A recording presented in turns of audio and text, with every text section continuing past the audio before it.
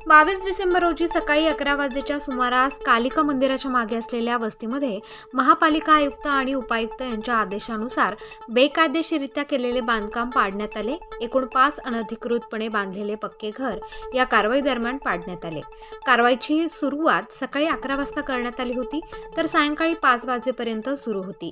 अतिक्रमण कारवाई सुरू असताना घर मालक आणि महापालिकेच्या कर्मचाऱ्यांमध्ये काही काळ तणाव निर्माण झाला होता। पंचवटीचे विभागीय अधिकारी हरीश चंद्रे, पश्चिमचे विभागीय अधिकारी योगेश रक्टे, नाशिक रोडचे विभागीय अधिकारी डॉक्टर सुनीता कुमावत, नगर रचना विभागाचे प्रदीप भामरे, मुंबई नाका पोलीस ठाण्यातील पोलीस उपनिरीक्षक हसन सय्यद, पोलीस कर्मचारी यांच्या उपस्थितीत पश्चिम अतिक्रमण विभागाचे प्रवीण बागुल, नाशिक रोड पूर्व पश्चिम पंचवटी सातपूर येथील अतिक्रमण विभागाचे कर्मचारी यांच्या उपस्थितीत ही कारवाई करण्यात आली। नाशिक महानगरपालिका हद्दीतील सर्वे नंबर 615 पैकी अंतिम भूखंड क्रमांक 105 येथील अनधिकृत बेकायदेशीर विनावापरात बांधकामाबाबत अतिक्रमण काढण्यात आलेले आहे। या मोहिमेमध्ये पंचवटी विभागातील विभागीय अधिकारी श्री हरिश्चंद्र साहेब, नाशिक रोड विभागातील माननीय आयुक्त साहेब यांच्या आदेशानुसार उपायुक्त अतिक्रमण यांच्या मार्गदर्शनाखाली बरोबर पंचवटी विभागातील विभागीय अधिकारी हरिश्चंद्र साहेब, सौ कुमावत मॅडम नाशिक रोड विभाग, पश्चिम विभागातील योगेश रक्टे, तसेच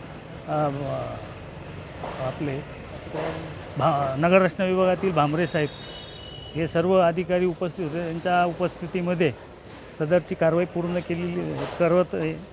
सर, त्यांचं म्हणणं होतं का तुम्ही आपण नोटीस नाही दिली असं? नोटीस वगैरे आपण सगळ्यांना दिलेल्या आहे याबाबत। मॅडम, आज काय कारवाई करण्यात आली होती? काय तक्रार प्राप्त झाली का? ही अनधिकृत बांधकामाबद्दल तक्रार होती। अनधिकृत बांधकामाला यांना वारंवार आपण टाउन प्लॅनिंग विभागाकडून नोटिसा दिलेल्या आहेत, अंतिम नोटीस पण दिलेली होती आणि त्याच्यानंतरच आजची कारवाई प्रस्तावित केली। मान्य आयुक्तांच्या आदेशाने ही आजची कारवाई प्रस्तावित केलेली होती। मॅडम, त्यांनी काही आरोप केले, नोटीस भेटली नाही, आमचं सामान काढू दिलं नाही? नाही, सामान त्यांनी स्वतः काढलं आणि बरेचसे आमच्या कर्मचाऱ्यांनी त्यांना मदत केली सर्व सामान काढण्यासाठी। आणि ज्यावेळेस पूर्ण खात्री झाली सामान काढल्याची, त्याच वेळेस आम्ही कारवाई पूर्ण अंतिम टप्प्यात नेली ती। त्यांचं असंही म्हणणं झालं का मोजून हे नाही घेतलं, जेवढी मोजणी त्याच्यापेक्षा नाही, मोजलं, त्यांच्या समोर मोजून दाखवलं।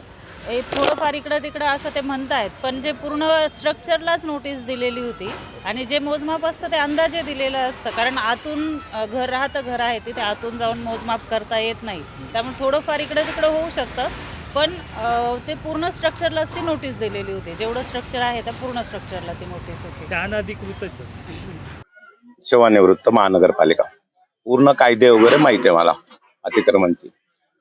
ही जागा 1983 साली गव्हर्नमेंटने स्लम डिक्लेअर केलेली पूर्ण, त्याच्यानंतर मधून रस्ता गेला। नाशिक महानगरपालिकेतून आपण रितसर गिरणीची परवानगी घेतलेली आहे, तिची परवानगी आज आहे आमच्या बरोबर आहे, पण जो जागा मालक इथं कोणीच नाही। पहिला माधवराव पाटील म्हणायचा माझी जागा आहे, उत्तमराव कांबळे म्हणायचा माझी जागा आहे, स्लम मध्ये असल्याने इथं कानाडे डॉक्टर तो सुद्धा म्हणायचा माझी जागा आहे। जेव्हा ह्यांनी जेव्हा भूमाफिया महानगरपालिकेत फाईल टाकली, तर महानगरपालिकेने त्याचे साधी 7/12 घेतलेला नाही, तर कुठले कागदपत्र, एकतर्फी फाईल फिरली फक्त।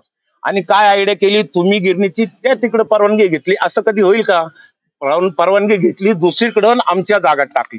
गिरणीची परवानगी नंतरची आहे, पण घरपट्ट्या अगोदरच्या आहे, जुन्या स्लम ऍक्ट आहे, स्लम मध्ये जुन्या घरपट्टी। आता आमची घरपट्टी भरलेली आहे पुढच्या मार्च पर्यंत, त्यांनी पैसे भरले पाडायचे, पण त्याचे 10 लाख असतील, पण आमचे 300 रुपये ना महानगरपालिकेला गेले।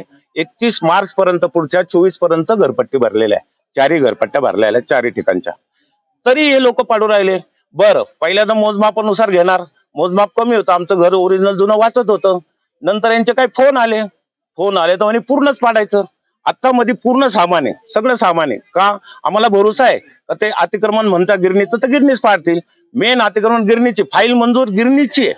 सुरुवात पहा, कुठे जा, फाईल मंजूर गिरणीची। नंतर नेर यांनी त्याच्यामध्ये 4 गड नंतर समाविष्ट केले ते फाईल नुसार। पहिलं बैरम साहेबांनी नाकारलेली फाईल, मुंडे साहेबांनी नाकारलेली फाईल आहे, त्याच्यामध्ये यांनी ते कागदपत्र फाडले त्यांच्या उपायुक्तांच्या कागद, एक बिचारी मध्ये उपायुक्त आली, काय त्यांचं नाव, हा, तर त्यांची सही घेतली नेरने, फसवलं त्यांना.